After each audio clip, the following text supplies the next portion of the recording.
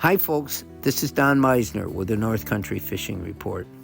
You know, there's a few things that I know I stress a lot of things all the time, but one of the things that I can't stress too much is safety. And we're talking, it doesn't even matter if it's ice fishing time or open water time. There's always people that meet their end because they don't take this into account. Anything can happen, but there's certain things we can be prepared for. And the DEC now has, all you have to do is go online and go to one of the DEC sites, but they have a wonderful section this year where they talk about ice fishing safety. And you can learn all about the type of things you should know about whether the ice is safe or not. And a lot of it is you just have to be very careful.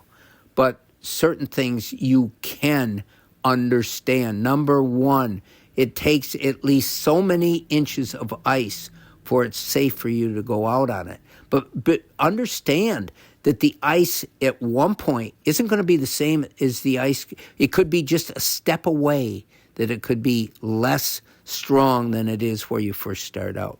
Knowing certain things, any place that you think there might be moving water, current, and there's always going to be current. Even in lakes, there's places where there's a current that's formed, or gases and so forth that come up from the bottom that bubble up and sort of cause a spring-like effect, and that can make it harder for the ice to form.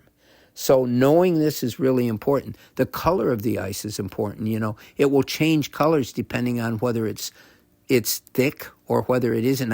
I mean just the nature, not how many inches it is, but the nature of the ice. Usually as the season is breaking up, it becomes punky. That's one of the words they used to use. So it's not as solid.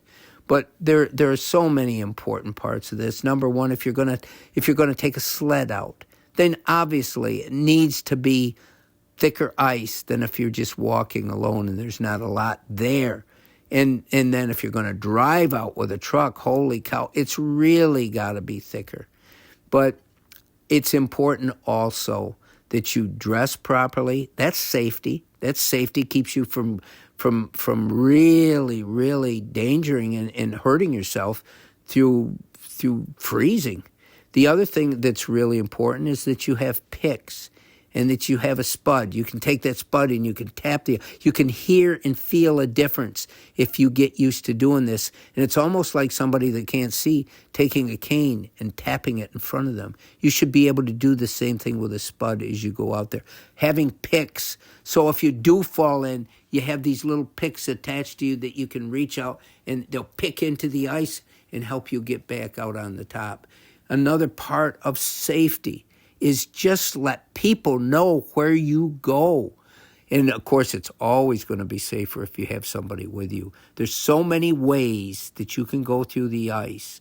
And if you've got somebody there with you, at least they can help you get back out. Until next time, folks, just remember, please, that of all the things we can talk about, keeping you safe so that you can continue to enjoy our wonderful fishing is the top priority. Until next time, folks, this is Don Meissner with the North Country Fishing Report.